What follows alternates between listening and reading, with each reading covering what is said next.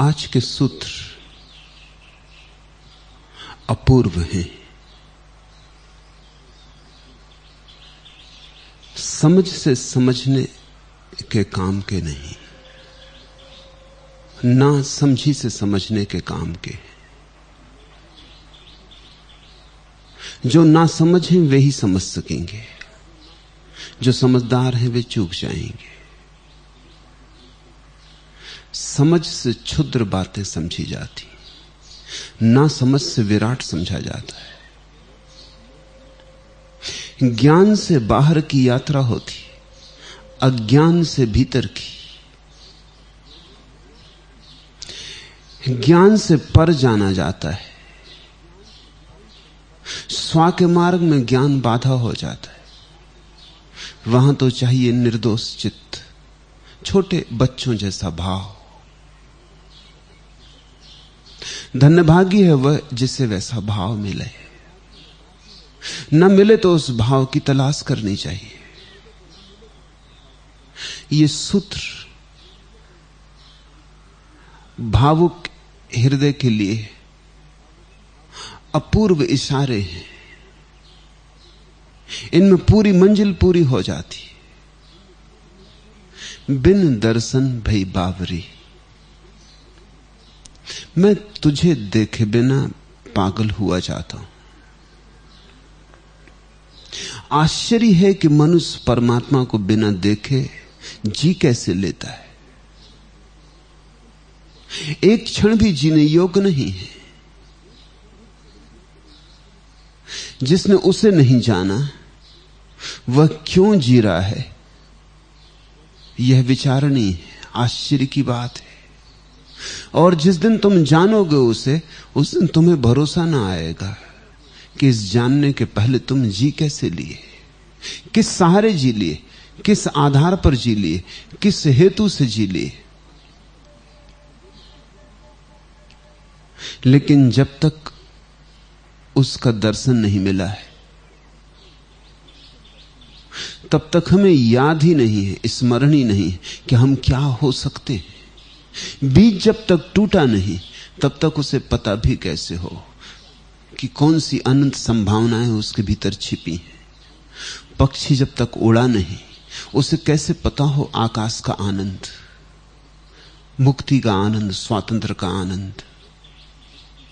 जब तक प्रेम न चखा हो, तब तक प्रेम के स्वाद का पता भी कैसे लगे। हां, एक बार झलक मिल जाए फिर पागलपन पैदा होता है। एक बार झलक मिल जाए तो फिर प्यास जगती, और ऐसी जगती है कि फिर बुझाए नहीं बुझती।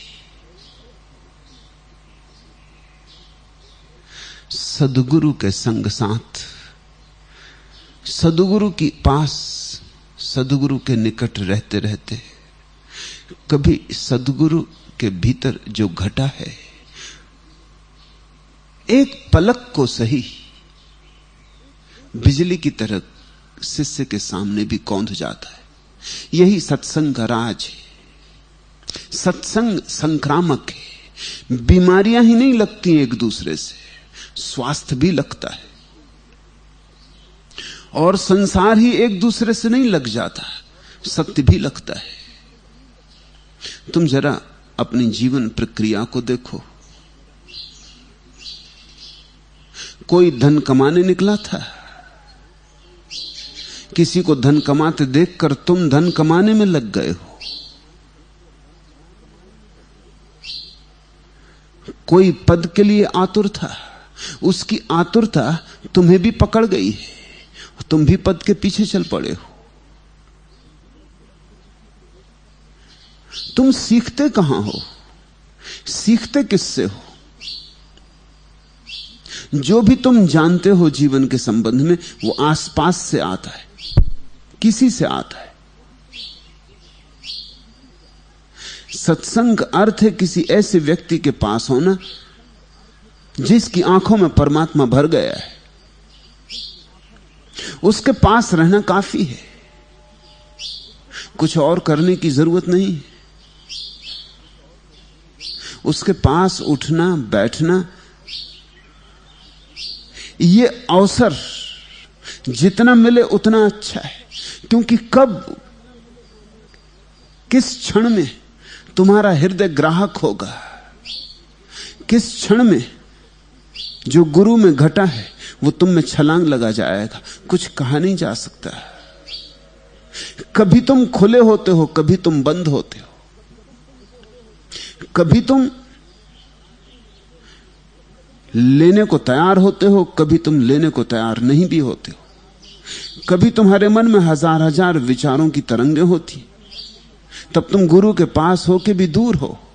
लेकिन कभी ऐसे क्षण भी आ जाते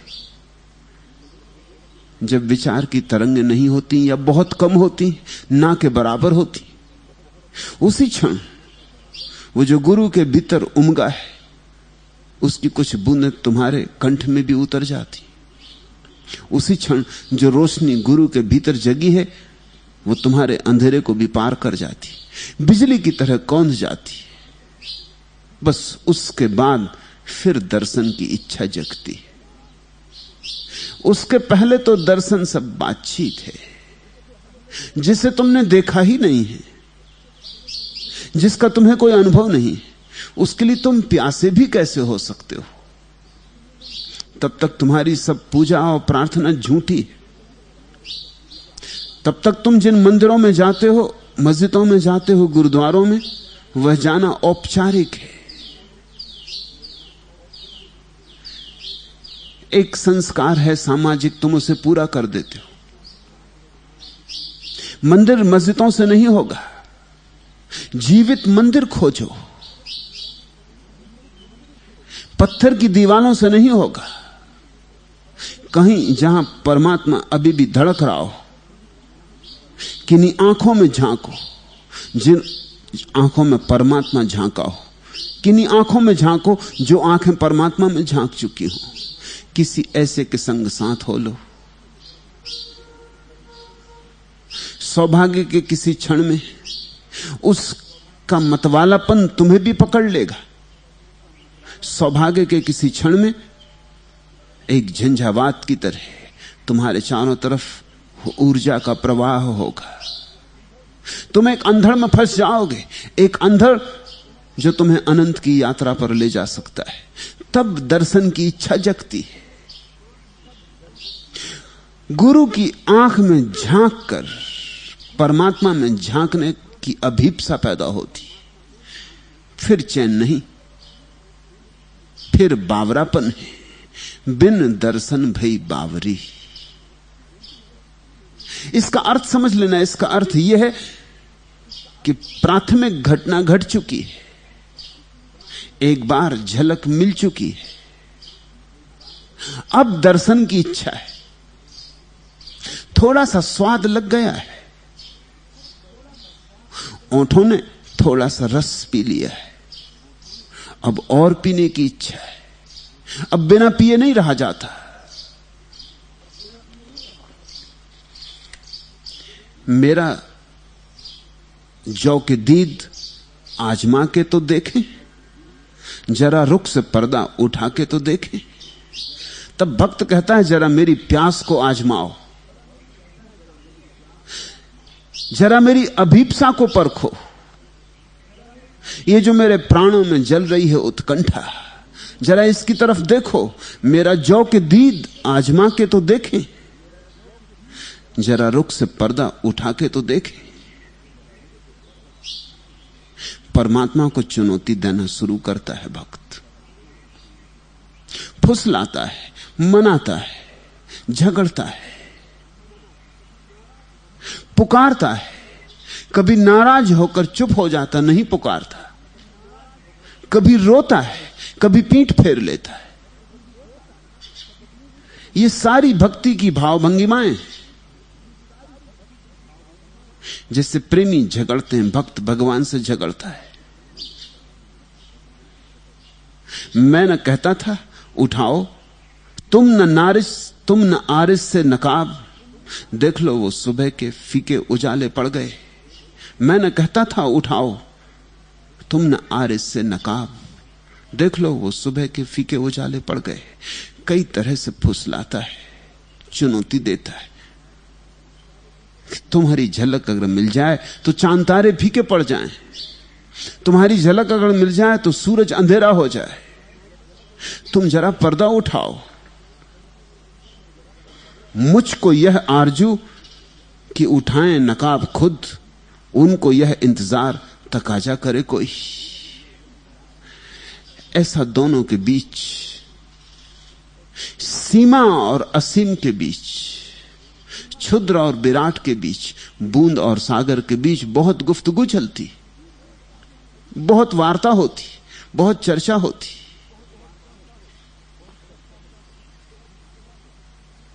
भक्त रोता है और करे भी क्या? आंसू ही प्रार्थना बन सकते हैं, और भक्त के पास है भी क्या? आज उस वज्र में तूफान उठाकर उठे, यहां तलक रोए कि उनको भी रुलाकर उठे। और जब तक भक्त को अनुभव नहीं होने लगता कि मेरे आंसुओं के उत्तर आने लगे, कि इधर मैं रो रहा हूं उधर अस्तित्व रोने लगा, तब तक भक्त चैन नहीं लेता। बिन दर्शन भई बावरी, ऐसे पागल तुम हो जाओ तो परमात्मा मिलता है। यह कीमत चुकानी ही पड़ती, मुफ्त यहां कुछ भी नहीं है।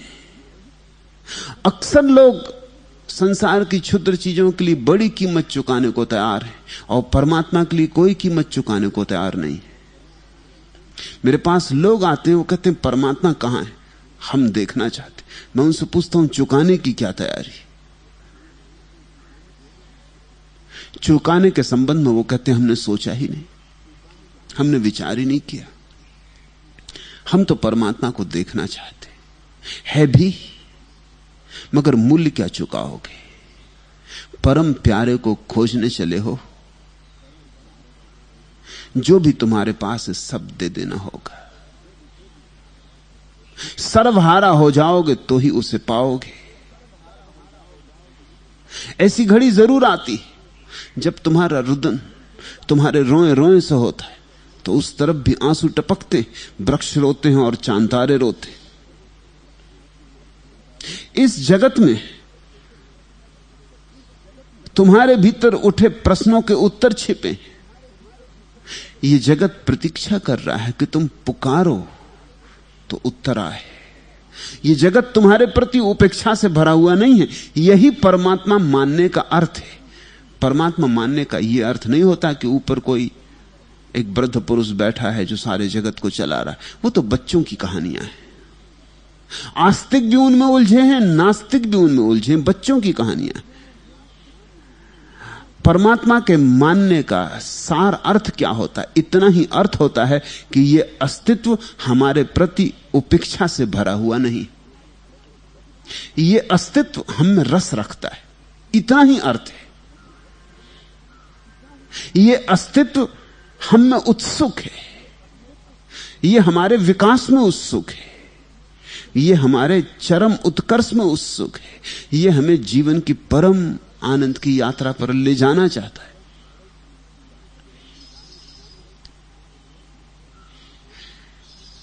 हमारे प्रति जगत तटस्थ नहीं है। परमात्मा के मानने का इतना ही अर्थ है। अगर हम रोएंगे तो कोई हाथ इस अस्तित्व से उठेगा हमारे आंसुओं को पहुंचने को, मगर रोना आना चाहिए। झूठे आंसुओं से काम नहीं होगा, थोथे आंसुओं से काम नहीं होगा, नकली अभिनय के आंसू काम नहीं करेंगे। आज उस वज्र में तूफान उठाकर उठे, यहां तलक रोए कि उनको भी रुलाकर उठे। तब प्रार्थना पूरी होती, तब तुमने कीमत चुकाई। कितने सबे फिराक बहे अस्क ए चमन, रोया हूं किस कदर ये सितारों से पूछी। चांद तारे हिसाब रखते, ये अस्तित्व तुम्हारे आंसुओं का हिसाब रखता है, तुम्हारे व्रत उपवासों का नहीं, लेकिन तुम्हारे आंसुओं का जरूर हिसाब रखता है। तुम्हारे पूजा पाठों का नहीं, काशी और काबा की यात्रा का नहीं, लेकिन तुम्हारे आंसुओं का जरूर हिसाब रखता है। क्योंकि आंसू आत्मिक है। वही तुम्हारे जीवन का पुण्य है। सम्यक रूप से जिससे रोना आ गया, उससे परमात्मा ज्यादा देर छिपा नहीं रह सकता, उसे पर्दा उठाना ही पड़ेगा। बाजी बदी थी उसने मेरे चश्मे सर के साथ, आखिर को हार हार के बरसात रह गई। इन दो छोटी आंखों से आकाश हराया जा सकता है। इन दो छोटी आंखों के आंसू आकाश से होने वाली वर्षा को फीका कर सकते। तुम्हारे इस हृदय में ऐसा सूरज छिपा है कि सारे सूरज फीके हो जाएं, और तुम्हारे इस हृदय में प्रेम की एक ऐसी संभावना छिपी है कि परमात्मा अपने आप खिंचा चला है। लेकिन तुम अपनी संभावनाओं को जगाओ, उकसाओ। तुम पत्थर की तरह पड़े हो। इस पत्थर से परमात्मा का मिलना नहीं हो सकता। तुम अति कठोर हो गए हो। तुम्हारे हृदय ने न मालूम कब से धड़कना बंद कर दिया है। तुम्हें रोमांच नहीं होता। तुम्हारे जीवन में कोई रहस्य नहीं है। तुम्हारा दर्पण इतनी धूल से जम गया है कि अब इसमें कोई प्रतिबिंब नहीं बनता। ये धूल झाड़ो, आंसू ही इस धूल को बहा ले जा सकेंगे।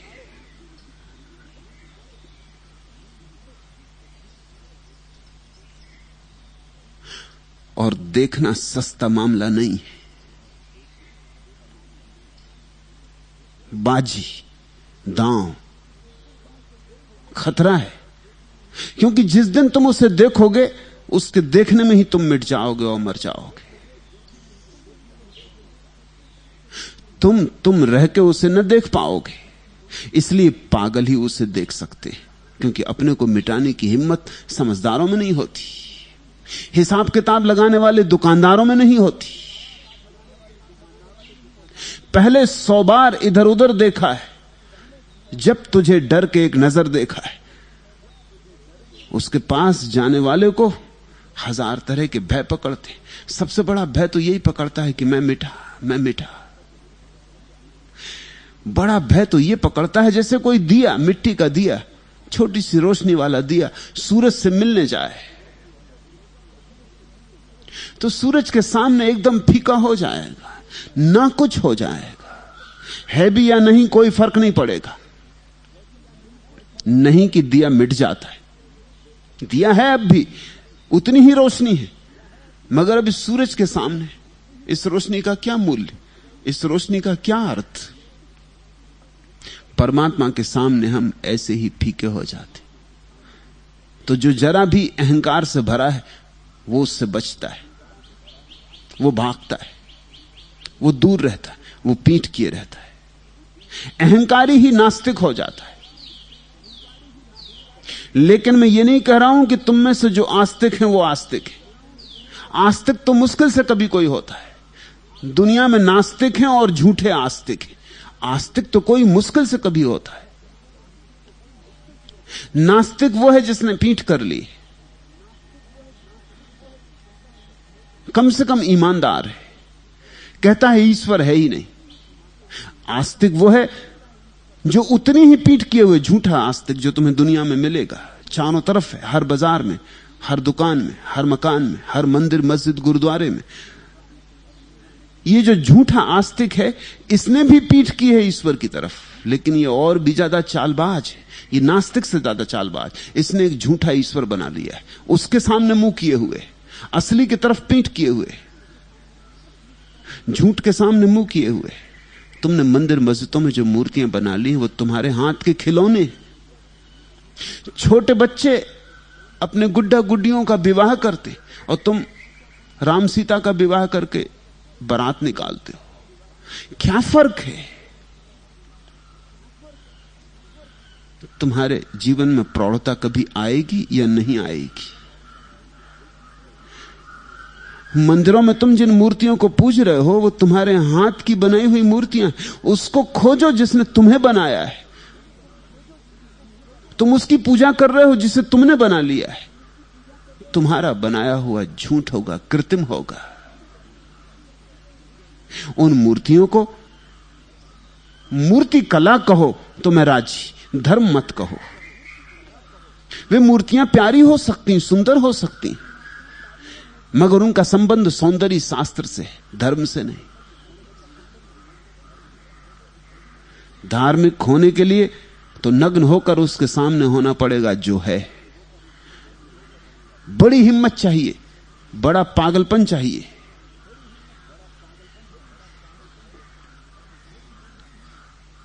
सब तरह से मिटने की शक्ति चाहिए, साहस चाहिए। और बहुत बार ऐसा लगेगा कि लौट जाएं। पहले 100 बार इधर उधर देखा है जब तुझे डर के एक नजर देखा है, मगर वह एक नजर बस काम कर जाती। उस एक नजर में ही एक संसार का अंत हो जाता और दूसरे जगत का प्रारंभ हो जाता है। उस एक नजर में ही यह मिट जाता है, वह प्रकट हो जाता है। उस एक नजर में ही तुम अचानक पाते हो इस किनारे पर न रहे, उस किनारे पर हो गए। मगर बहुत बार पीड़ा भी होती है, बहुत बार आदमी कपता भी, डरता है। रोज मेरे पास जो लोग ध्यान में गहरे उतरते, वो रोज आके यही कहते, जब किसी के जीवन में घटना करीब आने लगती वो कपने लगता है। वो आके कहने लगता है कि अब मुझे बचाओ। अब तो मुझे लगता है या तो मैं पागल हो जाऊंगा या मर जाऊंगा। कुछ हो रहा है जो मेरे बस के बाहर है। परमात्मा जब होता है तो तुम्हारे बस के बाहर होता है। तुम्हारे बस के भीतर कैसे हो सकता है? तुम उसमें मुट्ठी नहीं बांध सकते। वो तो आता है बाढ़ की तरह। विराट की तो बाढ़ ही होगी। रिमझिम वर्षा नहीं होती, मूसलाधार होती। आता है उमड़ते सागर की तरह, ले जाएगा तुम्हें और तुम्हारा सब। कई बार तुम्हें लगेगा कि ऐसा क्यों? परमात्मा को तो हमने सोचा था एक सांत्वना की तरह आएगा। परमात्मा आता है संक्रांति की तरह, सांत्वना की तरह नहीं। हमने तो सोचा था परमात्मा आएगा तो जीवन की जो चीजें हमें नहीं मिल रही हैं मिल जाएंगी। लेकिन परमात्मा जब आता है तो तुम्हारे पास जो है उसे भी ले लेता है, क्योंकि तुम्हें पता ही नहीं है अभी कि तुम कूड़ा करकट इकट्ठा कर रहे हो। उस बाढ़ में तुम भी जाओगे, तुम्हारा कूड़ा करकट भी चला जाएगा। यही है आजमाना। तो सताना किसको कहते? अदू के हो लिए जब तो मेरा इम्तिहान क्यों हो। और भक्त बहुत बार सोचता है कि अगर ये आजमाना है, परीक्षा हो रही, तो फिर सताना किसको कहते?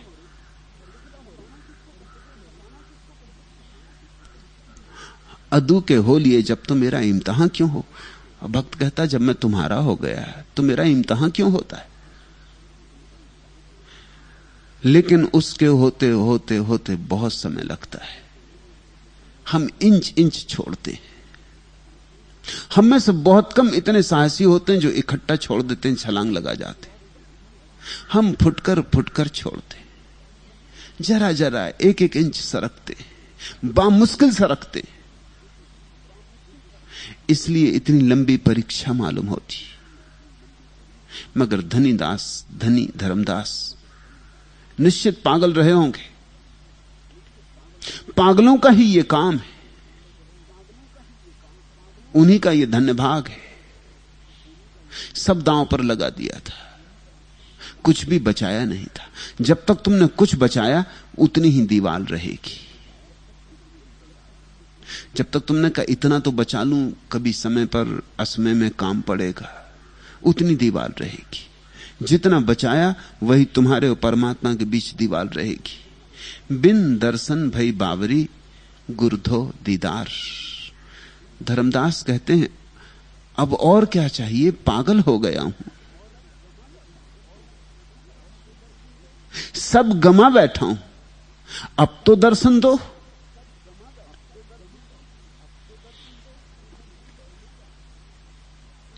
जो सब गंवा देता है, सब लगा देता है और झलक नहीं पाता, उसकी तकलीफ समझो। तुम तो बिना कुछ लगाए उसकी आकांक्षा करते हो। सब कुछ लगाने वाले को भी एकदम से नहीं मिल जाता। सब कुछ लगाने वाले को भी प्रतीक्षा करनी पड़ती। वे ही प्रतीक्षा के क्षण श्रद्धा के क्षण। तब श्रद्धा बड़ी डगमगाती है।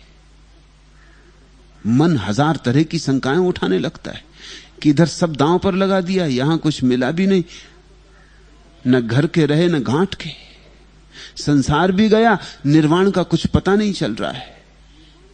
तो लोग ठीक ही कहते थे कि तुम पागल हो गए। बिन दर्शन भई बावरी गुरधो दीदार। जो सब लगा चुका है उसकी हालत वैसी है। उसी के दिल से पूछो, लज्जतें नाकामयाबी की, सफीना जिसका पानी में रहा टकरा के साहिल से। आते आते आते और किनारे से टकरा गए, और सफीना फिर दूर हट गया किनारे से टकरा के। सब जो गंवा चुका है उसे लगता था आया किनारा, आया किनारा। वो आखिरी परीक्षा की घड़ी जब किनारे से सफीना टकरा के फिर दूर हट जाता है। सब दांव पर लगाया हुआ व्यक्ति भी एक चीज अभी बचा रखा है। तुम चौंकोगे जब मैं कह रहा हूं सब दांव पर लगा दिया, तो क्या बचाया? अगर सब दांव पर लगा दिया, ये बात सच है, तो फिर कुछ नहीं बचाया, लेकिन फिर भी कुछ बचाया। कुछ घटनाएं समझोगे ख्याल में आएगा। रिंझाई अपने गुरु के पास था, उसने सब दांव पर लगा दिया था, सब छोड़ दिया था। ऊपर ऊपर का ही नहीं, भीतर का भी सब छोड़ दिया था। विचारों का भी त्याग कर दिया था। कोई 6 वर्ष की लंबी ध्यान की प्रक्रिया के बाद वो घड़ी आ गई जब उसे भीतर शून्य का अनुभव हुआ। कुछ नहीं बचा, सन्नाटा छा गया। वो भागा गुरु के चरणों में गया, उनके चरणों पर गिर पड़ा और उसने कहा कि मैं शून्य हो गया हूं। गुरु ने कहा इसको भी छोड़ दे। मतलब समझिए, वो कह रहा मैं शून्य हो गया हूं, सब मैंने छोड़ दिया। गुरु कहता इसको भी छोड़ दे, बस ये एक चीज और बच गई। ये सब छोड़ने का भाव, एक बहुत धीमी, फीकी, छिपी, सूक्ष्म अहंकार की स्थिति बची रह गई कि मैंने सब छोड़ दिया। ये मैं, ये भी जाना चाहिए। सब तो छूटे ही, सब छूटा है ऐसा भाव भी जाना चाहिए। सब छोड़ने के बाद ये भाव पकड़ लेता है। ये आखिरी जकड़ है संसार की।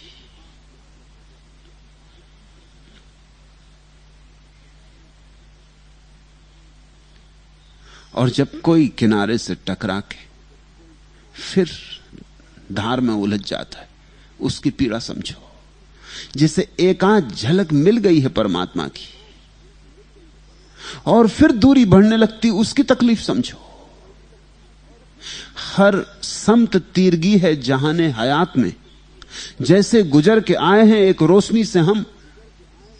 कभी कभी देखा, बहुत गहरी रोशनी के बाद इतना अंधेरा हो जाता।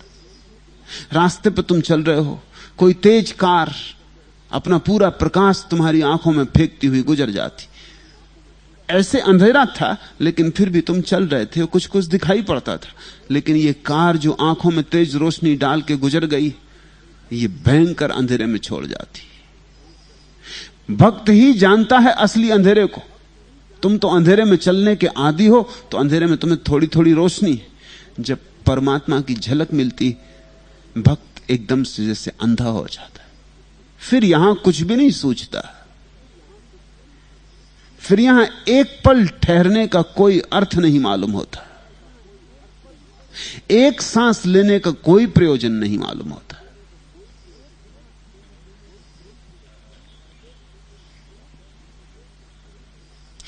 पर्दे से एक झलक जो वो दिखला के रह गए, मुस्ताक दीद और भी ललचा के रह गए, तब आंखें और अभिप्सा से भर जाती। मुस्ताक दीद और भी ललचा के रह गए। बिन दर्शन भी बावरी गुरु धो दीदार। ठाड़ी जो हो तोरी बाट में साहब चली आवो। इस छोटे से वचन में प्रार्थना का सारा शास्त्र है। ठाड़ी जो हो तोरी बाट में, साहब चली आओ। इस एक वचन को तुमने समझ लिया तो भक्ति के संबंध में समझने को कुछ बचता नहीं। समझो, थाड़ी। पहली तो बात यह है कि भक्त खड़ा हो जाना चाहिए, दौड़ बंद हो जानी चाहिए।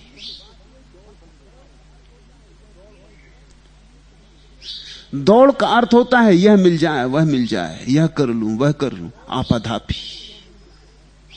संसार उन लोगों से भरा है जो दौड़ रहे, भागे जा रहे, जो कभी खड़े ही नहीं होते। रात सोते भी हैं तो भी दौड़ जारी रहती। शरीर गिर जाता थक के, लेकिन मन दौड़ता रहता। जब तक वासना है तब तक दौड़। और ध्यान रखना, तुम तो मंदिर में प्रार्थना करते हो तब भी दौड़ जारी रहती। तुम्हारी प्रार्थना भी वासना का ही एक ढंग है, उसमें भी तुम कुछ मांगते हो कि नई दुकान खोली है, सफलता मिले, कि बेटे का विवाह करना है, लड़की मिले, कि बेटा पढ़ लिख के विश्वविद्यालय से आ गया, नौकरी मिले। कहीं छिपी हुई, चाहे कहो और चाहे न कहो, छिपी हुई वासना होती। वही वासना तुम्हारी प्रार्थना की हत्या कर देती। प्रार्थना का गर्भपात हो गया, प्रार्थना जन्मी ही नहीं, वासना ने गर्दन दबा दी। वासना यानी दौड़। वासनाग्रस्त चित्त दौड़ता है, प्रार्थना से भरा चित्त ठहरता है। इस संसार में कुछ पाना हो तो दौड़ना जरूरी है, और परमात्मा को पाना हो तो ठहरना जरूरी है। इस सूत्र को ख्याल में ले लेना। दौड़ने से वस्तुएं मिलती हैं, ठहरने से वस्तुओं का मालिक मिलता है। दौड़ना संसार की विधि है, ठहरना धर्म की। दौड़े तो संसार में बहुत कुछ पाओगे, लेकिन परमात्मा को चूक जाओगे। और सारा जगत मिल जाए, परमात्मा ना मिले तो क्या मिला? परमात्मा मिल जाए तो सब मिल गया। सब ना भी मिले तो भी मिल गया। इसलिए हमने भिखारियों को सम्राट कहा है और सम्राटों को भिखारी जाना है। थाड़ी तो पहला सूत्र हुआ प्रार्थना का, ठहर जाओ, कुछ न मांगो, कोई विचार नहीं, कोई वासना नहीं। जो हो तोरी बाट में। मांग में आक्रमण है,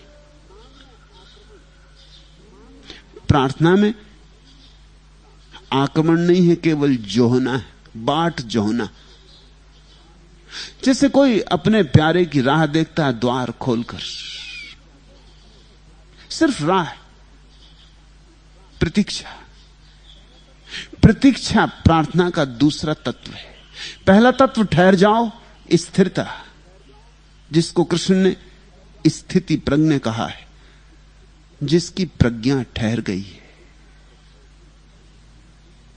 अडिग हो गई, निष्कंप हो गया। जो जैसे किसी ग्रह में जहां हवा के झोंके ना आते हों, दिया जलता है निष्कंप, उसकी लौ कपती नहीं, ऐसी जिसकी प्राण ऊर्जा ठहर गई। थाड़ी जो हो तोरी बाट में।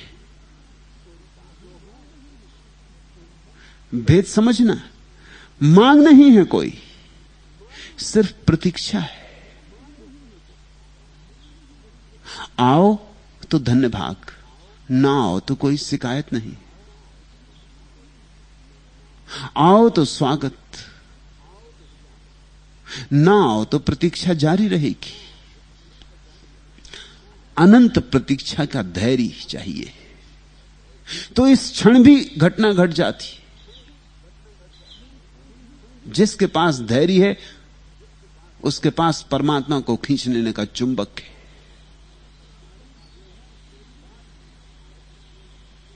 ठाड़ी जो हो तोरी बाट में, साहब चली आओ।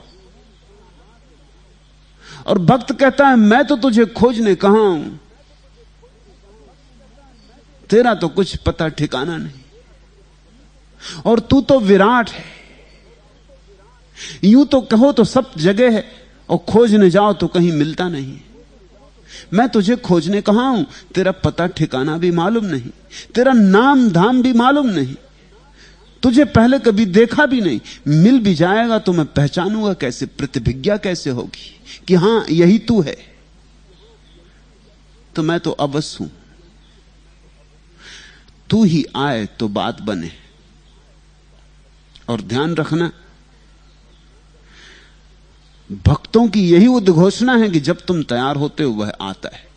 मनुष्य को परमात्मा के पास नहीं जाना पड़ता, परमात्मा ही मनुष्य के पास आता है। फूल थोड़ी जाता है सूरज के पास, सूरज आता है। सूरज की किरण आती, अनंत की यात्रा करके फूल को खोल जाती। अगर फूल को जाना पड़े सूरज की यात्रा पर तो असंभव है मामला, यह हो नहीं पाएगा। कब पहुंचेगा, कैसे पहुंचेगा? और फूल अगर सूरज की यात्रा पर जाएगा तो जड़ों से टूट जाएगा, पृथ्वी से उखड़ जाएगा, पहुंचते पहुंचते मर जाएगा। इसलिए मैं तुमसे कहता हूं, परमात्मा को खोजने जाने में भी अहंकार है। तुम सिर्फ उसे पुकारो कि वो आए, तुम जहां हो वहीं ठहर जाओ। ठहरने का मतलब यह कि वो आए तो तुम घर में मिल जाओ। अक्सर यह होता है कि परमात्मा आया है लेकिन तुम घर पे नहीं थे।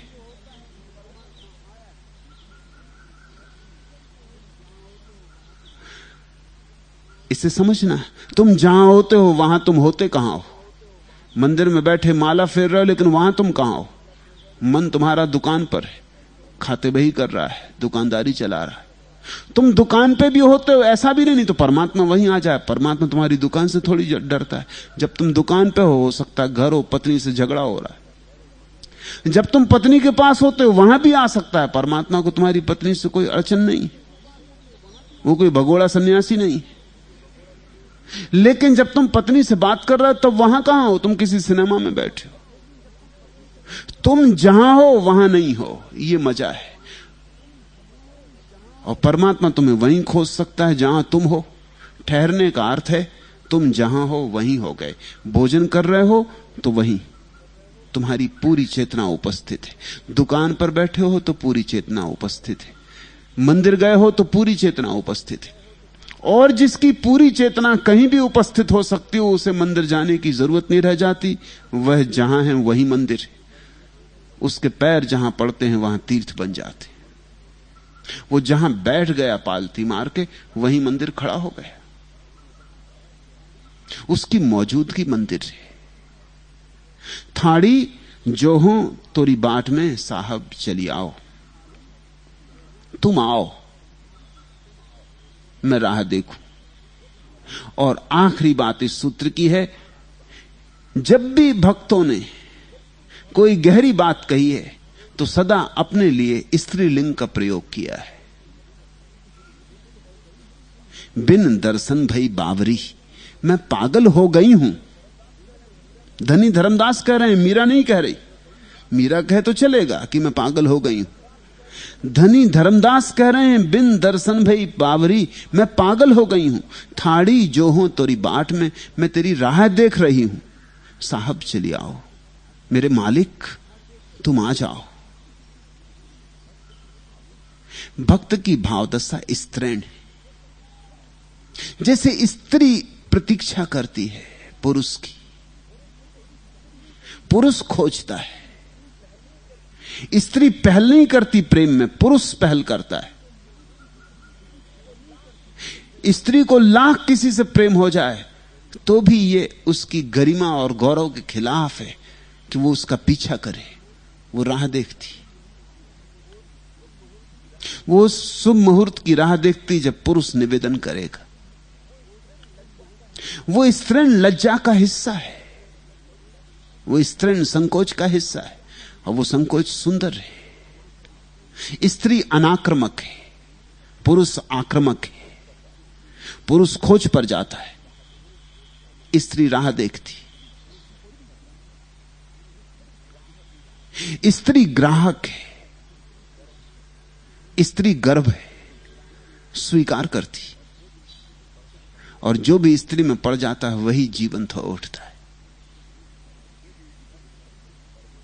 भक्त कहते हैं परमात्मा को इस तरह पुकारो जैसे कोई स्त्री अपने गर्भ को भरने के लिए आतुर होती। परमात्मा तुम्हारा गर्भ बन जाए, तुम्हें गर्भित कर दे। तुम जगह खाली करो अपने भीतर, तुम उसे निमंत्रण दो कि मेरे भीतर उतरो, मेरे मेहमान बनो। तुम मेजबान बनो, उसे मेहमान बनने दो। थाड़ी जो हो तोरी बाट में, साहब चली आओ। दिया खामोश है लेकिन किसी का दिल तो जलता है। ऐसा मत समझना कि ये खाली बैठे रहना, सिर्फ खाली बैठे रहना है। दिया खामोश है लेकिन किसी का दिल तो जलता है। चले आओ जहां तक रोशनी मालूम होती है। बड़े चुपके चुपके पुकार है, शब्द में भी बांधी नहीं जाती, सिर्फ हृदय में उठती एक गूंज है। स्थूल नहीं है, सूक्ष्म है। इतनी दया हम पर करो, निज छवि दर्शाओ। कोठरी रतन जड़ाव की, हीरा लागे किवार। ताला कुंजी प्रेम की, गुरु खोली दिखावो। ये वचन तो ऐसा अद्भुत है कि मैं ऐसे वचन के करीब सिवाय धनी धर्मदास के और किन्हीं के वचनों में नहीं आया। तुम चकित होगे, तुम इसे ऐसे ही पढ़ जाओगे तो पता भी नहीं चलेगा। ताला कुंजी प्रेम की, गुरु खोल दिखाओ। धर्मदास कहते हैं ताला भी प्रेम का है और कुंजी भी प्रेम की है। तुम्हारी जिंदगी उलझ गई है प्रेम के कारण ही, और प्रेम के कारण ही सुलझ सकती है। ये बड़े अद्भुत शब्द हैं। प्रेम नहीं उलझाया है, प्रेम ही सुलझाएगा।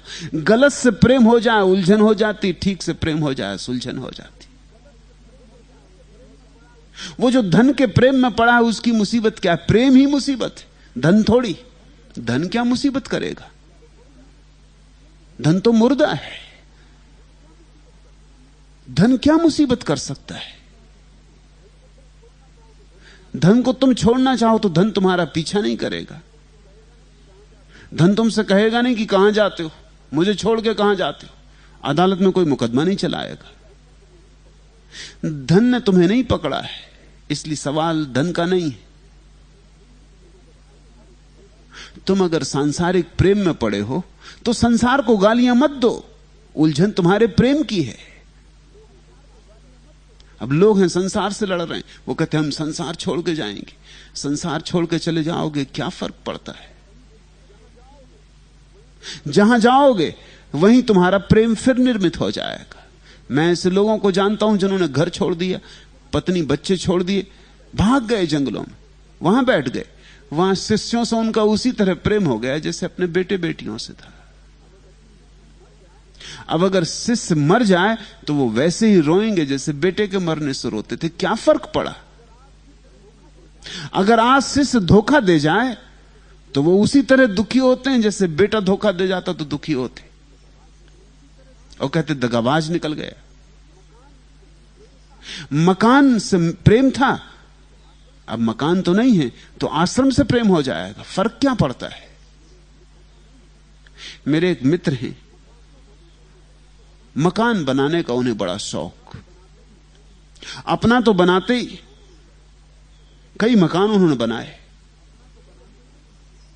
और सुंदर मकान बनाए। उनको एक ही शौक, एक ही हॉबी, मकान बनाना। मित्रों के भी मकान बनाए। कोई भी बुला लेता उन्हें तो उनका यह आनंद था कि वो मकान बनवाने में सहायता दें, मॉडल बनाएं, चित्र बनाएं, खड़े होकर मकान खड़ा करवाएं। फिर वो संन्यास्त हो गए। कोई 10 वर्ष बाद मैं उस जगह के करीब से गुजरता था जहां वो सन्यासी होकर रहने लगे थे। मैंने अपने ड्राइवर को कहा कि एक 10 मील का चक्कर तो लगाना पड़ेगा, लेकिन मैं देखना चाहता हूं कि उनकी हालत क्या, जरूर वो मकान बनवा रहे होंगे। उसने कहा आपका क्या मतलब, वो सन्यासी हो गया। मैंने कहा इससे क्या फर्क पड़ता है, वो मकान तो बना ही रहे होंगे। हम जब पहुंचे तो भरी दोपहरी में वो छाता लिए मकान बनवा रहे थे। मैंने उनसे पूछा, तुम काहे के लिए परेशान हुए हो? मैं ये जानते था कि तुम यही काम कर रहे हो। उन्होंने कहा, मकान थोड़ी आश्रम बनवा रहा हूं। इससे क्या फर्क पड़ता है कि तुम मकान बनवा रहे हो कि आश्रम बनवा रहे हो? वो जो बनाने का मोह है वो वैसा का वैसा है। ऐसे कोई भाग नहीं सकता। उलझन प्रेम है। इस जगत में प्रेम ही नरक है, प्रेम ही स्वर्ग है, प्रेम ही दुख है, प्रेम ही सुख है, प्रेम ही पतन है और प्रेम ही उत्थान है। ये सारी बातें इस छोटे से वचन में धनी धर्मदास ने कह दी। ताला कुंजी प्रेम की। ताला भी प्रेम का है, जिससे फंस गए, जिससे दरवाजे बंद हो गए, जिससे निकलने के लिए द्वार नहीं मिलता, जिसके कारण कारागृह में पड़ गए, जिसके कारण हाथ में जंजीरें हैं, पैर में बेड़ियां हैं, वो भी प्रेम है। और कुंजी भी प्रेम की है, जिससे ये सब खुलेगा। प्रेम से उलझे हो तो प्रेम से ही खुलेगा। इसलिए भक्ति का शास्त्र प्रेम का शास्त्र है। ये कहता है कैसे प्रेम को ताला बनने से बचाओ और कैसे प्रेम की कुंजी बनाओ, कैसे प्रेम से कुंजी ढाली जा सकती, ठीक दिशा में प्रेम उन्मुख हो जाए, अपने से ऊपर की तरफ बहने लगे, अपने से श्रेष्ठ की तरफ बहने लगे। गुरु की तरफ बहे तो श्रद्धा और परमात्मा की तरफ बहे तो भक्ति। वो आखिरी है। शिखर की तरफ आंखें उठ जाएं। अभी तुम्हारी आंखें खाइयों में उलझी, गड्ढों में उलझी। रामकृष्ण कहते थे कि चील आकाश में भी उड़े तो कुछ फर्क नहीं पड़ता, उसकी नजर तो नीचे लगी रहती, कूड़े कचरे के ढेर पर, जहां कोई मांस का टुकड़ा पड़ा हो कि मरा हुआ चूहा पड़ा हो। चील आकाश में उड़ती है तो भी नजर कूड़े के ढेर पर लगी रहती, जहां एक मरा चूहा पड़ा है। तुम मंदिर में भी जाके बैठ जाते हो, तुम्हारी नजर कहां होती? कूड़े के ढेर पर, जहां कोई मरा चूहा पड़ा है। तुम बैठ जाते गीता पढ़ने की, कुरान पढ़ने, तुम्हारी नजर कहां होती? उस नजर का ख्याल करो। नजर आकाश की तरफ उठनी चाहिए। कितने कम लोग हैं जो आकाश की तरफ आंख उठा के देखते, उनकी नजर जमीन में गड़ी है, उनकी गर्दन जकड़ गई, वो ऊपर की तरफ देख ही नहीं सकते, बस वो नजर गड़ा के देखते चले जाते। अगर किसी रात अचानक तारे विदा हो जाएं आकाश से, तुम्हें पता ही ना चलेगा जब तक कोई तुम्हें बताए ना। जब तक तुम सुबह अखबार में ना पढ़ो कि तारे खत्म हो गए, अब नहीं होते, तब तुम्हें पता चलेगा। नहीं तो तुम नजर गड़ाए जमीन में चले जा रहे हो। तुमने ऊपर की तरफ देखना बंद कर दिया है। अपने से ऊपर की तरफ देखने में प्रेम कुंजी बन जाता है, अपने से नीचे की तरफ देखने में प्रेम ताला बन जाता है। इस जगत का सारा उपद्रव प्रेम के कारण है, और यहां जो सुलझ के चले गए हैं उन्होंने भी प्रेम की नौका बनाई है और उसी से सुलझ के गए। ये बात बड़ी महत्वपूर्ण है। महत्वपूर्ण इसलिए कि ये इस संबंध में सूचन है कि समस्या में समाधान छिपा है, प्रश्न में उत्तर छिपा है। रोग का ठीक ठीक अर्थ समझ में आ जाए तो निदान मिल जाता है। इसलिए भक्ति को मैं कहता हूं सहज योग। अब कोई बैठा है पालथी मार के और प्राणायाम कर रहा है और शीर्षासन कर रहा है, उससे यह पूछो कि शीर्षासन ना करने की वजह से दुनिया में तुम उलझे हो, जो शीर्षासन करने से सुलझ जाएगा। प्राणायाम करने से तुम सुलझ जाओगे क्या? प्राणायाम ना करने के कारण तुम उलझे हो। कारण तो देखो, तुम्हारे उलझने का कारण क्या है? जो कारण है उसको सुलझाना पड़ेगा। प्रेम के कारण उलझे हो। सिर के बल खड़े होने से कुछ भी ना होगा। पैर के बल तुम खड़े थे, सिर के बल खड़े हो जाओ, तुम ही रहोगे। सिर के बल खड़े होने से क्या फर्क होने वाला है? व्यर्थ की कवायतें और व्यर्थ के अभ्यासों में मत पड़ो। इसलिए भक्तों ने कहा है, न उन्हें जप में उत्सुकता है, न तप में उत्सुकता है, न तंत्र में, न मंत्र में, न योग में। उनकी उत्सुकता इन सारी बातों में नहीं। उनकी उत्सुकता तो केंद्रीय एक तत्व में है कि ये प्रेम का तत्व ठीक दिशा पर अग्रसर कैसे हो जाए, ये प्रेम की ऊर्जा संसार से मुक्त होकर आकाश की तरफ कैसे उड़ने लगे, ये पृथ्वी से मुक्त हो जाए और आकाश में पंख खोल दे। कोठरी रतन जड़ाव की, हीरा लागे किवार। और धनी धर्मदास कहते हैं कि जीवन तो तूने बड़ा प्यारा दिया है, कोठरी रतन जड़ाव की,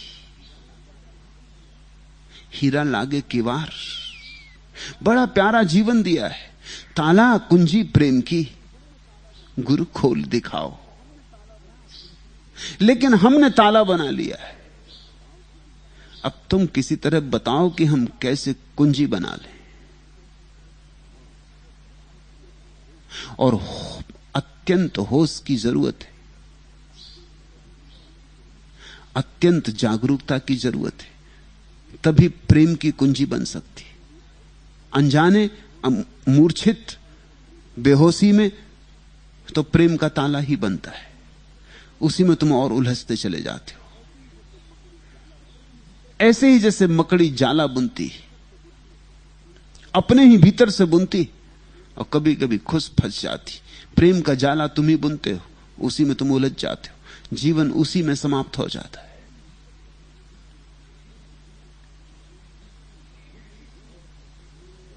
जुस्तजू जिसकी हरम में और बुतखाने में है, नूर उस जलवे का मेरे दिल के काशाने में है। वही छिपा है जो मंदिरों में और मस्जिदों में जिसकी पूजा की जा रही, तुम्हारे भीतर। नूर उस जलवे का मेरे दिल के काशाने में, वही दिया तुम्हारे भीतर चल रहा है। लेकिन उस दिए के आसपास तुमने प्रेम के साथ जो दुर्व्यवहार किया है, प्रेम के साथ जो तुमने बलात्कार किया है, प्रेम को समझे नहीं और प्रेम के साथ तुमने जो नासमझी की, उसके कारण सारा अंधकार हो गया। उस अंधकार की दीवार को पार करने का मुझे रास्ता बताओ। बंदा भूला बंदगी। धनी धर्मदास कहते हैं कि मैं तो हजार भूलों से भरा हूं, मैं तुम्हारी सेवा भूल गया हूं। बंदा भूला बंदगी, मैं तुम्हारी प्रार्थना भूल गया हूं। लेकिन तुम तो करुणावान हो, तुम बख्शनहार, तुम तो क्षमा कर सकते हो। मेरी भूलें कितनी ही बड़ी हो, तुम्हारी करुणा तो मेरी भूलों से बड़ी है। यह भक्त का भरोसा है। इसी भरोसे के सहारे कोई इस यात्रा पर निकल सकता है। जिसे यह भरोसा नहीं है वो यात्रा पर नहीं जा सकता। मेरे पाप बड़े, लेकिन तुम्हारी करुणा और बड़ी है। मैं कितने ही बड़े पाप करूं, कितने बड़े कर सकूंगा, मैं ही छोटा हूं। तुम जरा सोचो, तुम पाप भी क्या कर सकोगे? तुम्हारी सीमा है पाप की भी। परमात्मा की करुणा की कोई सीमा नहीं।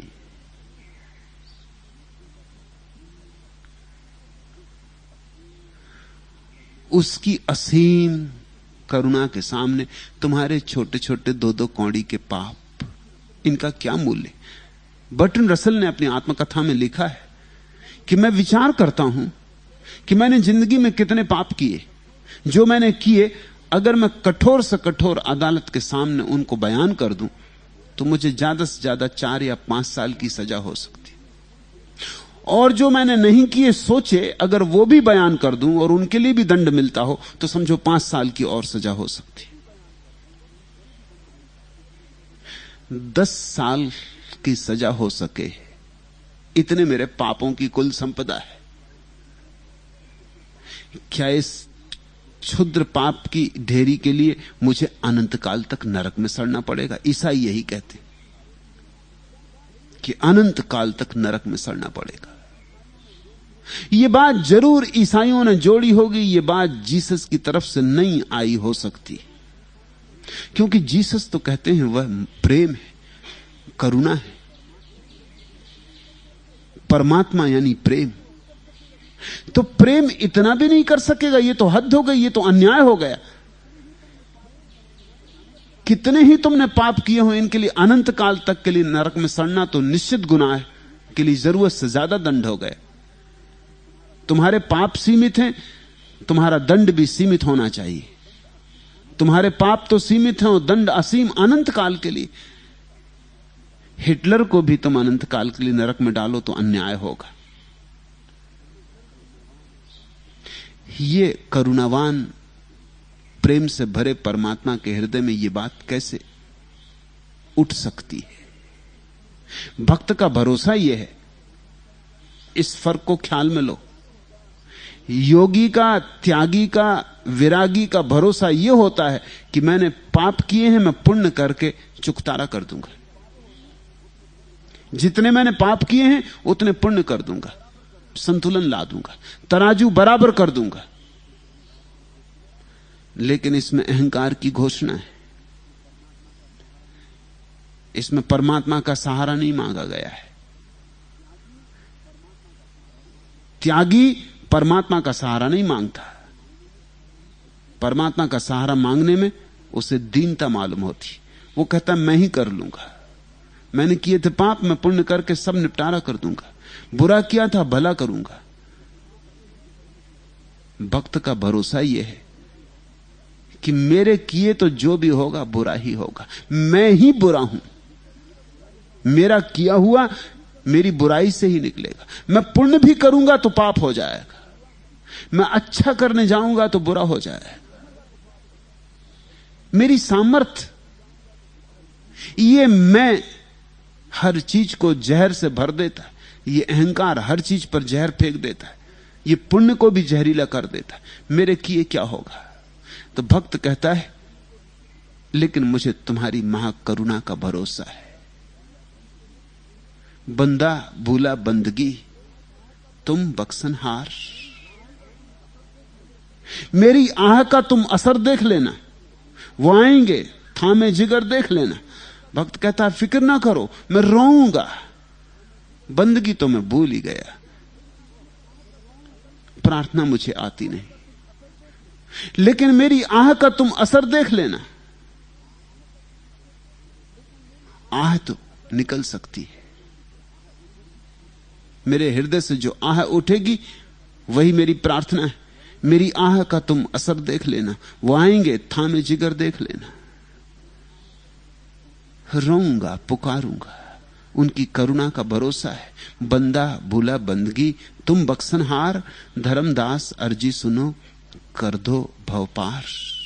अब मुझे उस तरफ ले चलो, अब मुझे पार करो, तुम करो, करता तुम हो, तुमने भेजा यहां, तुम ही मुझे ले चलो। ऐसा समग्र समर्पण है भक्ति।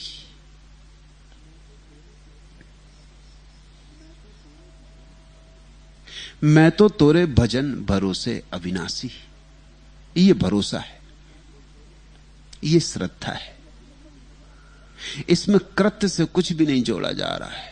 और तुम ये मत समझना कि भक्त पुण्य नहीं करता, इस भ्रांति में मत पड़ जाना। मैं ये नहीं कह रहा हूं कि भक्त पुण्य नहीं करता, भक्त ही पुण्य करता है, लेकिन कर्ता का भाव नहीं होता। और तुम्हारा त्यागी क्या खाक पुण्य करेगा? कर्ता का भाव तो सारे पुण्य को मिटा देता है, पुण्य को पाप बना देता है। भक्त ही करता है, लेकिन करने पर उसका भरोसा नहीं। वो ये नहीं कहता कि मेरे किए से मेरी मुक्ति होगी, मेरे किए से ही तो मैं बंधा हूं।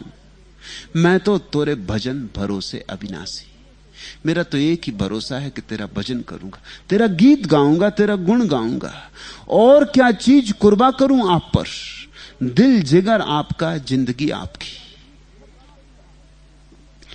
सब आपका है। दिल जिगर आपका, जिंदगी आपकी। ये बात भी मैं सोचूं कि कुछ तुझ पे कुर्बान करूं, ये बात भी अहंकार की। त्वदीयम वस्तु गोविंद तुभ्यमेव समर्पे। लेकिन ये बात ही फिजूल है, तेरी चीज तुझी को भेंट करूं, तेरा दिया हुआ तुझे भेंट करूं। इसमें भी भूल हुई जा रही। मैं तो तेरी भेंट हूं ही, और क्या चीज कुर्बा करूं आप पर। दिल जिगर आपका, जिंदगी आपकी, मैं तो तोरे भजन भरोसे अविनाशी। तीरथ बरत कछु नहीं करूं, वेद पढ़ूं नहीं काशी। काशी नहीं जाऊंगा वेद पढ़ने, और न तीर्थ करूंगा और न व्रत करूंगा। और इसका मतलब यह नहीं है कि भक्त काशी नहीं जाता, इसको तुम समझना, नहीं तो भूल होगी। भक्त काशी मजे से चला जाता है, लेकिन यह सोच के नहीं जाता कि काशी जाने से कुछ हो जाएगा। कबीर जिंदगी भर काशी रहे। यह वचन भी पक्का समझो कि काशी में बैठ के लिखा गया है, क्योंकि धनी धर्मदास कबीर के चरणों में रहे और कबीर जिंदगी भर काशी रहे। यह वचन काशी में ही लिखा गया है। लेकिन तुम्हें पता है, तुम्हें कहानी पता है, कबीर जब मरने को हुए और मरण सैया पर पड़े थे, तब अचानक आंख खोली, अपने भक्तों से कहा मुझे काशी से बाहर ले चलो। उन्होंने कहा आप कहते क्या है? लोग मरने काशी आते हैं, काशी करवट। जिंदगी भर काशी रहे, अब कहां जाते हो? कबीर ने कहा मगहर ले चलो। मगहर एक छोटा गांव काशी के पास। कहावत है कि मगहर में जो मरता है वो मर के गधा होता है, इसलिए मगहर, कबीर ने कहा मगहर ले चलो, क्योंकि मगहर में जो मरता है वो गधा होता है, और काशी में जो मरता है वो तो सीधा वैकुंठ जाता है। तुम मुझे मगहर ले चलो। अगर काशी में मर के वैकुंठ गए तो इसमें उसकी क्या कृपा? खूब मजे की बात की, इसमें उसकी क्या कृपा? काशी में मरे इसलिए वैकुंठ गए, जाना ही, वो तो कानूनी बात हो गई। कुत्ता भी मरे, गधा भी मरे, वो भी जाता है। तुम मुझे मगहर ले चलो। नहीं माने, जिद्दी आदमी थे कबीर। भक्त तो बहुत संकोच करने लगे, मगर उन्होंने नहीं माना, उठ के ही खड़े हो गए। चलने को तो फिर ले जाना पड़ा, मरे मगहर में जाके, क्योंकि उन्होंने कहा कि मगहर में मरूं और बैकुंठ जाऊं तो उसकी कृपा। ऐसा नहीं कि भक्त काशी नहीं जाता, मगर काशी पे भरोसा नहीं है कि काशी के कारण स्वर्ग जाऊंगा।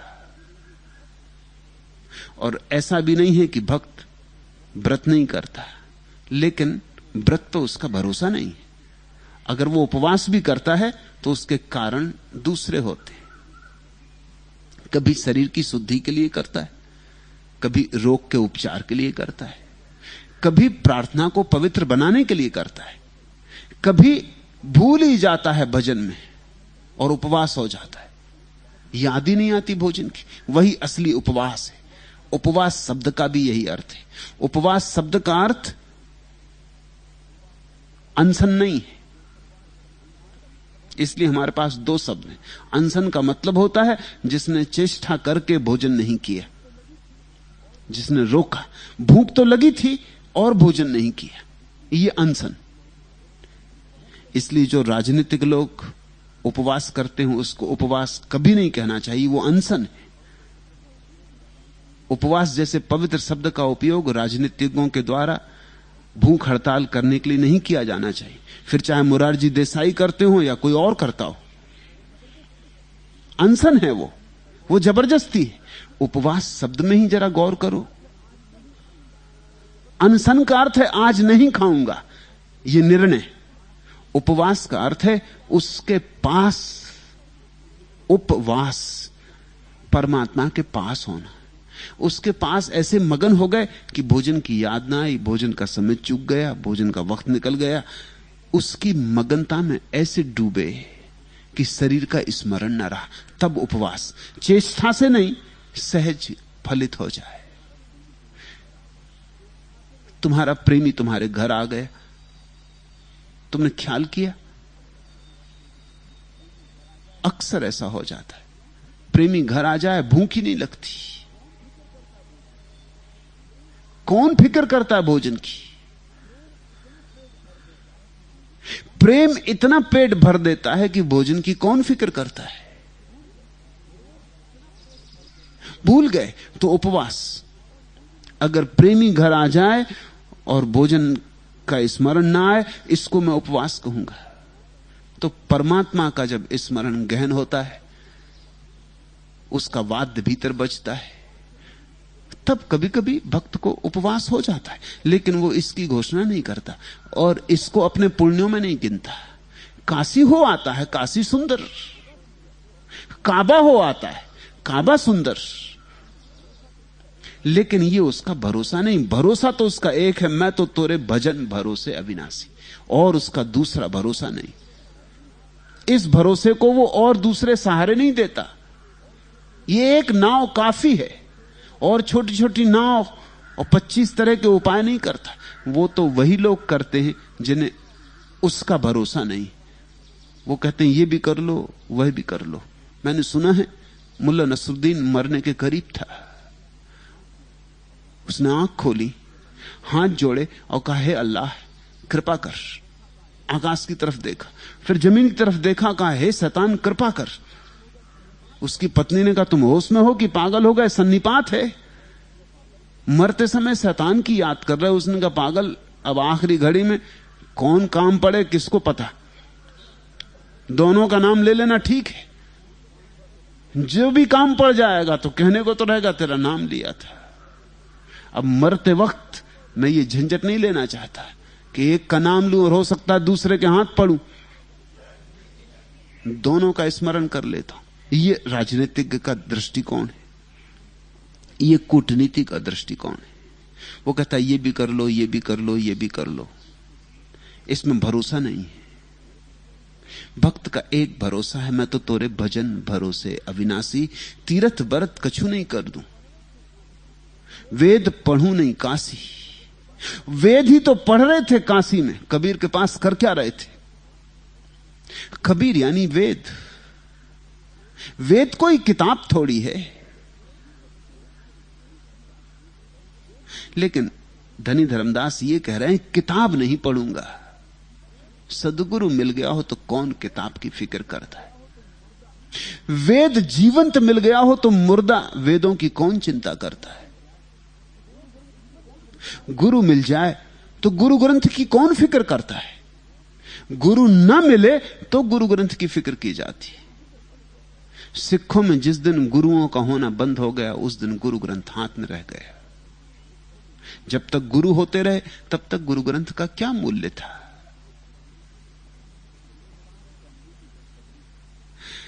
किताब का मूल्य तो तभी है जब तुम्हें कोई जीवंत अनुभव देने वाला न मिल सके। मगर जीवंत का नाम ही तो वेद है। गुरु ही तो असली गुरु ग्रंथ है। तीरथ व्रत कछु नहीं करूं, वेद पढ़ू नहीं काशी, जंत्र मंत्र टोटका नहीं जानो, निस्दिन फिरत उदासी। धनी धर्मदास कहते हैं न पढ़ूंगा वेद, न करूंगा तीर्थ व्रत, न जंत्र मंत्र टोटका, क्योंकि ये सब छोटी और ओछी बात है। एक भरोसा तेरे भजन का, एक ओंकार सतनाम, बस एक पर्याप्त है। दो की कोई जरूरत नहीं। दो का मतलब ही होता है कि तुम द्वंद्व में पड़े हो, तुम्हारे भीतर शक शुभा है, तुम संदिग्ध हो, तुम सोच रहे हो इससे ना हो तो उससे हो जाए। होशियार आदमी सब तरह के इंतजाम कर लेता है।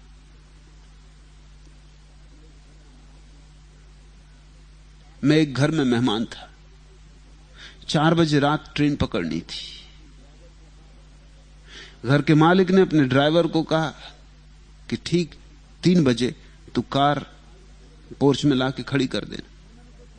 वो मैंने सुना ठीक।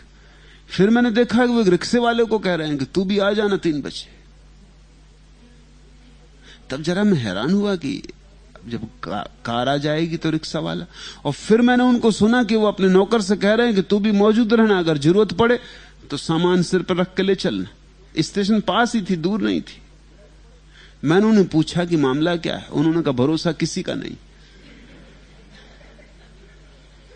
ये ड्राइवर को मैं जानता हूं, ये पी के पड़ जाता है, फिर 3 बजे कि 6 बजे कुछ इसे पता नहीं, फिर इसको हिलाओ जगाओ, ये गालियां बकता है, ये सुन रहा है अभी, मगर 3 बजे इसका पता नहीं चलने वाला।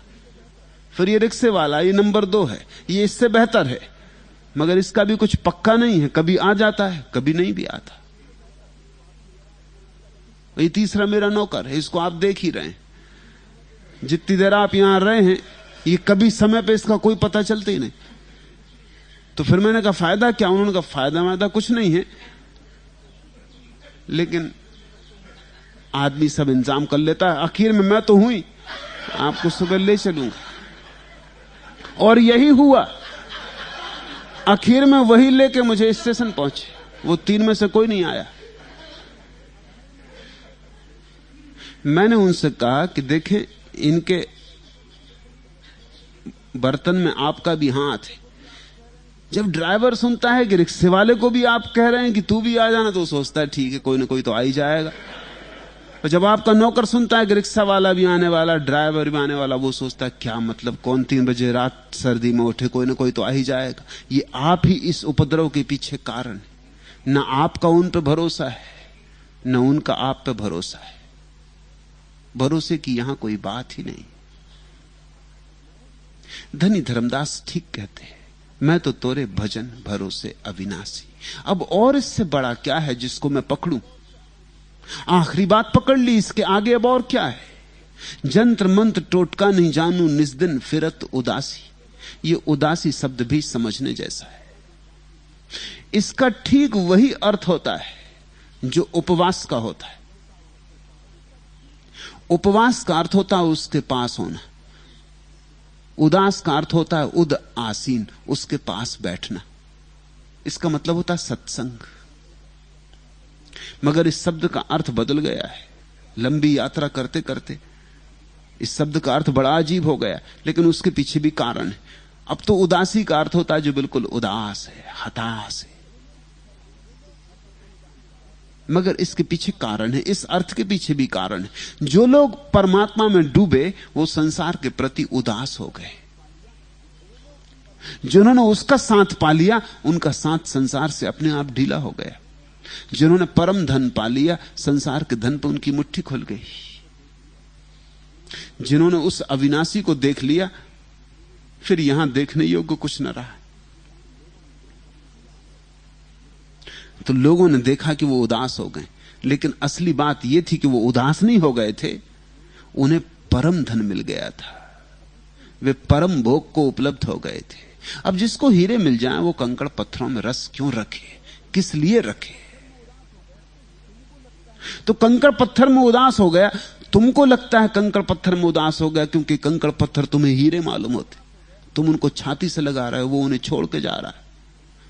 बुद्ध राजमहल छोड़ देते, उनका सारथी उनसे कहता आप ये क्या कर रहे हैं? सारी दुनिया के लोग राजमहल में किस तरह पहुंच जाएं इस कोशिश में लगे, आप राजमहल छोड़ रहे हैं।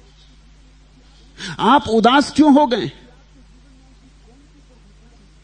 अभी आपके जीवन में ऐसी कौन सी दुर्घटना घट गई, ऐसा कौन सा दुख? बुद्ध कहते हैं मैं उदास नहीं हो गया हूं, सत्य की खोज में निकला हूं।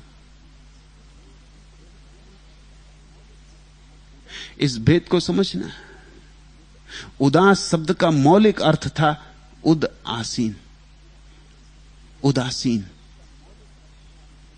जो उसके पास बैठने लगा, जो किसी सत्संग में डूबने लगा। बाजार की तरफ उसकी पीठ फिर गई। दोनों तरफ एक साथ मुंह नहीं हो सकता। संसार की तरफ मुंह होता, परमात्मा की तरफ पीठ होती। परमात्मा की तरफ मुंह होता, संसार की तरफ पीठ हो जाती। बस इतनी काफी है, भागने आगने की कुछ जरूरत नहीं है, सिर्फ पीठ हो जाती। फिर उदास प्रेमी भी होते, जिनके जीवन में प्रेम है, उन्हें उनकी प्रेयसी मिल जाए, उनका प्रेमी मिल जाए तो प्रफुल्लित होते, और उनकी प्रेमी और उनके प्रेयसी उन्हें न मिले तो उदास होते। उदास वही हो सकता है जिसने उत्सव जाना हो। धर्मदास कहते हैं कि मैंने तेरी झलक पाली, एक झलक मुझे तेरी मिल गई। गुरु के द्वारा मिली है, अभी गुरु के माध्यम से मिली है, अभी सीधी नहीं मिली। सीधे की मांग मैं कर रहा हूं, सीधे के लिए मैं प्रतीक्षा कर रहा हूं। ठाड़ी जो हो तोरी बाट में, साहब चली आओ बिन दर्शन भई बावरी। जंत्र मंत्र टोटका नहीं जानू, निस्दिन फिरत उदासी। और जब से वो एक झलक गुरु में देख ली, तब से चैन नहीं, तब से बेचैनी, तब से घूम रही हूं निस्दिन फिरत उदासी। फिर स्त्रीण शब्दों का प्रयोग शुरू किया उन्होंने।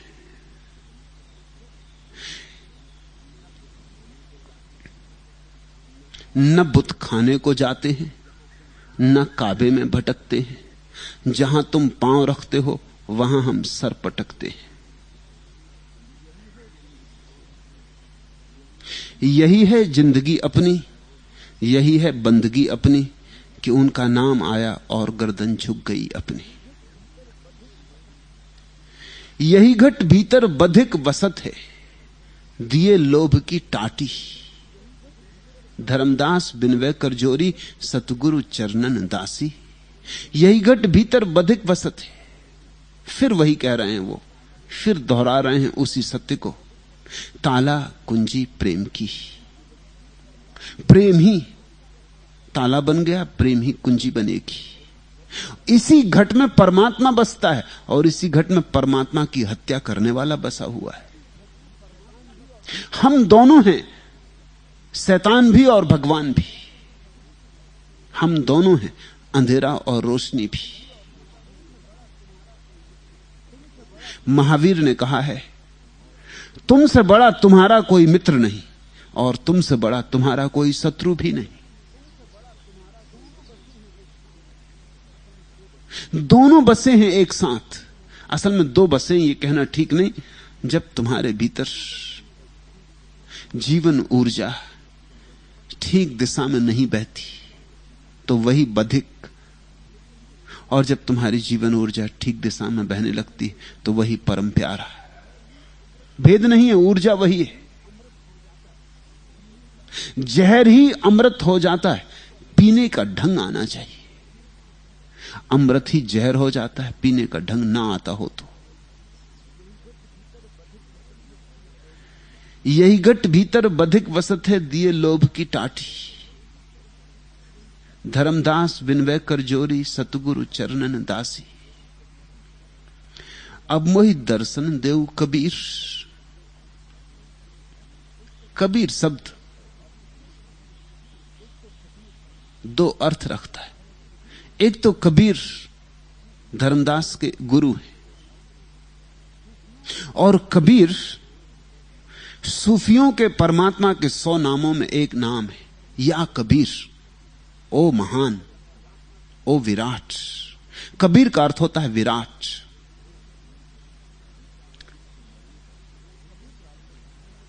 कबीर के मरने पर झगड़ा मच गया था कि वो हिंदू थे कि मुसलमान, कौन उनको जलाए, कौन उनको गड़ाए। शिष्यों को इसमें बड़ी उत्सुकता होती, जलाने गड़ाने में। मानने और चलने में किसी की कोई उत्सुकता नहीं कि कौन उनके पीछे चले, कौन गड़ाए, कौन जलाए। बड़ी जल्दी, बड़ा रस, छुटकारा पाने के उपाय। फिर बड़ी झंझटें मची, क्योंकि तय होना चाहिए कि वो हिंदू थे कि मुसलमान। ये कुछ तय नहीं था। किसी संत के बाबत तय हो ही नहीं सकता कि वो हिंदू है कि मुसलमान। कबीर ने तो खूब उलझन में डाल दिया था। ये कबीर शब्द अड़चन डालता था, क्योंकि कबीर शब्द अरबी का है। हिंदुओं को ये बड़ी अड़चन की बात थी। उन्होंने बड़ी कहानियां गढ़ी। हिंदुओं से ज्यादा सुंदर कहानियां गढ़ने वाले लोग दुनिया में दूसरे हैं ही नहीं। हिंदू शब्दों के मालिक, कथाओं के बड़े कुशल आविष्कारक, उन्होंने एक कहानी गढ़ ली कि कबीर करबीर शब्द का बिगड़ा हुआ रूप है। करवीर, हाथ से बना हुआ, कर यानी हाथ। उन्होंने ये कहानी गढ़ी कि गुरु रामानंद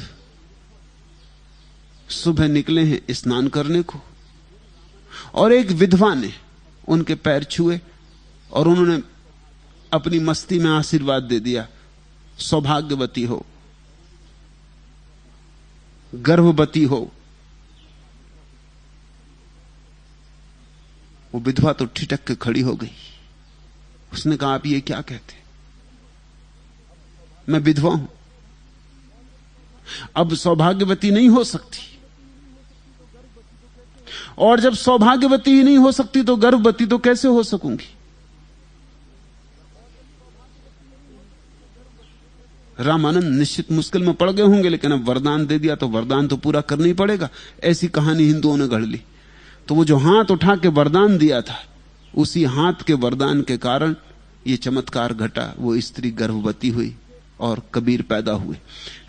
उस हाथ के आशीर्वाद के कारण पैदा हुए, इसलिए उनका नाम करवीर। मगर ये कहानी बिल्कुल झूठी, इसमें कुछ अर्थ नहीं। कबीर का नाम तो अरबी से ही आता है और बड़ा प्यारा नाम है, उसको खराब करते करवीर बना के। ओ विराट, और कबीर थे विराट। उन्होंने विराट को जाना था। जिसने विराट जाना वह विराट हो गए, जिसने प्रभु जाना वह प्रभु हो गए। जो तुम जानोगे वही तुम हो जाते हो। जानत तुम्हें तुम्हें हो जाए। धर्मदास कहते हैं, अब मोहि दर्शन देहु कबीर। तो वो कहते हैं, कबीर मेरे गुरु, में तो तुमको देख लिया, उस झरोखे से तो तुमको देख लिया, अब तुम मुझे सीधा दर्शन दो। ओ विराट, अब तुम मेरी आंखों में सीधे उतरो। बिन दर्शन भई बावरी। 100 उम्मीदें बंधती हैं एक एक निगाह पर, मुझको न ऐसे प्यार से देखा करे कोई। अभी तो कबीर के द्वारा तुमने देखा है, मगर 100 उम्मीदें बंधती हैं एक एक निगाह पर। वो कबीर से झांका है तुमने। कितनी उम्मीदें मेरे भीतर बन गई, कितनी आशाओं के फूल खिल गए। अब तुम सीधे मुझे दर्शन दो। अब माध्यम नहीं। कबीर ने झलक दिखा दी, अभीप्सा जगा दी। अब मैं स्वयं तुम्हारे सरोवर से पीना चाहता हूं। तुम्हारे दरस से पाप कटत है, निर्मत होत शरीर। भक्त का यह अनुभव है, भक्त का भरोसा है, मैं तो तोरे भजन भरोसे अविनाशी। और भक्त का यह अनुभव है, उस भरोसे से यह अनुभव निष्पन्न होता है, तुम्हारे दरस से पाप कटत, मेरे काटने से नहीं कटते, तुम्हारे दरस से पाप कटत। तुम क्या दिखाई पड़ जाते हो कि अचानक पुण्य ही पुण्य के कमल खिल जाते। तुम क्या दिखाई पड़ जाते हो कि पाप का अंधेरा एकदम विलीन हो जाता है। तुम्हारे दरस से पाप कटत है, निर्मल होत शरीर। आत्मा की तो बात ही छोड़ दो, शरीर तक निर्मल हो जाता है। तुम्हारी एक झलक और सब शुद्ध हो जाता है, सब पवित्र हो जाता है। अब मोहि दर्शन देव कबीर, अब वैसा दर्शन हो जाने दो। अभी किरण किरण उतरी है, अब पूरे पूरे सूरज का साक्षात्कार हो जाने दो। अब मुझे अपने में समा लो और मुझ में समा जाओ। सिकवा करूं तो कैसे, आहें भरूं तो कैसे, अपना बना के कोई आंखें चुरा रहा है। तुमने अपना भी बना लिया, तुमने कबीर के माध्यम से अपनी छाया भी मुझ पे डाल दी, मुझे लुभा भी लिया, और अब तुम आंखें चुरा रहे हो। अपना बना के कोई आंखें चुरा रहा है।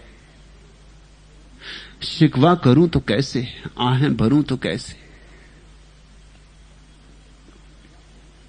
अमृत भोजन हंसा पावे, शब्द धुनन की खीर। बहुमूल्य वचन है, हीरों में तौलो ऐसा वचन है। अमृत भोजन हंसा पावे, शब्द धुनन की खीर। तुम जिस क्षण मुझ में झांकते हो, जिस क्षण तुम्हारा परस हो जाता है, परमात्मा को पारस कहा है। जिसके परस से लोहा सोना हो जाए। जिस क्षण तुम्हारा पारस परस मिलता है, अमृत भोजन हंसा पावे, उस क्षण ये मेरे भीतर छिपा हुआ हंस अमृत का भोजन करता है। उस क्षण मुझे मेरा असली भोजन मिलता है।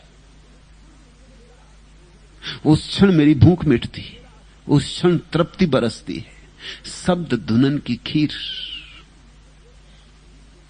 और शब्द की ध्वनि पैदा होती, ओंकार का नाद पैदा होता है। उस जैसी मीठी कोई चीज जगत में नहीं है, वही असली खीर है। जिसको नानक ने, कबीर ने, दादू ने नाम कहा है।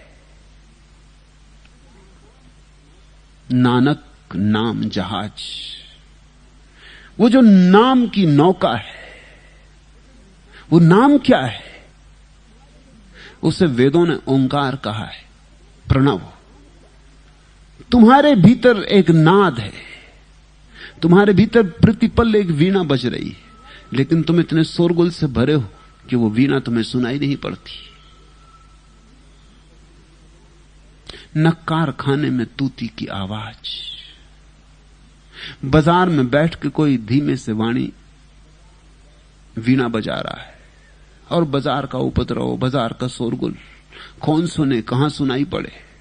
उससे भी बड़ा शोरगुल तुम्हारे भीतर मचा है, और वो धीमा धीमा जो शब्द तुम्हारे भीतर गूंज रहा है, जो कि तुम्हारा प्राणों का प्राण है, जिसके बिना तुम नहीं हो सकते, जो कि तुम हो।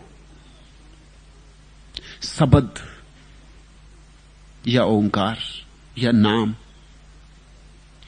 धर्मदास कहते हैं, शब्द धुनन की खीर। उसी शब्द की ध्वनि से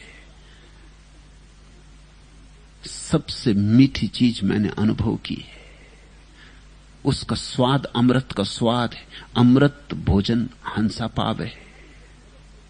जह देखो जह पाट पटंबर। तुम्हारी जब झलक मेरी आंख में पड़ती तो सारा जगत तुम्हारा पीतांबर बन जाता है। जह देखो जह पाट पटंबर, ओढ़न अंबर चीर, और सारा आकाश तुम्हारा ही वस्त्र मालूम होता है, तुमने ही ओढ़ा हुआ है। ये सारे रंग तुम्हारे, ये सारे फूल तुम्हारे, ये सारे चांद तारे तुम्हारे, ये सारा आकाश तुम्हारा वस्त्र है। जह देखो जह पाट पटंबर, ओढ़न अंबर चीर। धर्मदास की अरज गुसाई, हंस लगाओ तीर। अब ऐसे थोड़े थोड़े नहीं चलेगा कि कभी कभी झलक दो, भोजन दो, थोड़ी थोड़ी झलक दो और तड़फाओ। अब तो बिल्कुल पार लगाओ। अब मुझे ऐसा डुबाओ कि मुझे मेरा पता ना मिले। हर बार जब उसका दरस होता है तो ऐसा ही लगता है पहली बार हुआ। जैसे मेरी निगाह ने देखा ना हो तुझे, महसूस यह मुझे हुआ। जैसे मेरी निगाह ने देखा ना हो तुझे, महसूस यह हुआ मुझे हर बार देखकर। जब भी तुझे देखा यही महसूस हुआ कि ऐसा तो कभी ना हुआ था, पहली बार हुआ है। फिर निश्चित ही बावलापन बढ़ता है, प्यास सघन होती, रोआ रोआ जलता है, हृदय की धड़कन धड़कन एक ही आकांक्षा और एक ही पुकार से भर जाती कि अब डुबा लो, अब मिटा लो, अब मुझे अपने में समा लो, मुझ में समा जाओ। बूंद जब तक सागर में गिर के सागर न हो जाए तब तक ये बावलापन रहता है। बिन दर्शन भई बावरी, गुरधो दीदार। अब और देर ना करो, ठाड़ी जो हो तोरी बाट में, साहब चली आओ। इतनी दया हम पर करो, निज छवि दर्शाओ। कोठरी रतन जड़ाव की, हीरा लागे किवार। ताला कुंजी प्रेम की, गुरु खोल दिखाओ। बंदा भूला बंदगी, तुम बख्शनहार। धर्मदास अर्जी सुनो, कर दो भव पार। मैं तो तोरे भजन भरोसे अविनाशी। तीरथ बरत कछु नहीं करहूं, वेद पढ़ूं नहीं काशी। जंत्र मंत्र टोटका नहीं जानू, निस्दिन फिरत उदासी। यही घट भीतर बधिक बसत है, दिए लोभ की टाटी। धर्मदास विनवय कर जोरी, सतगुरु चरणन दासी। अब मोहि दर्शन देव कबीर, तुम्हारे दरस से पाप कटत हैं, निर्मल होत शरीर। अमृत भोजन हंसा पावे, शब्द धुनन की खीर। जह देखूं जह पाठ पटंबर, ओढ़न अंबर चीर। धर्मदास की अरज गुसाई, हंस लगाओ तीर। आज इतना है।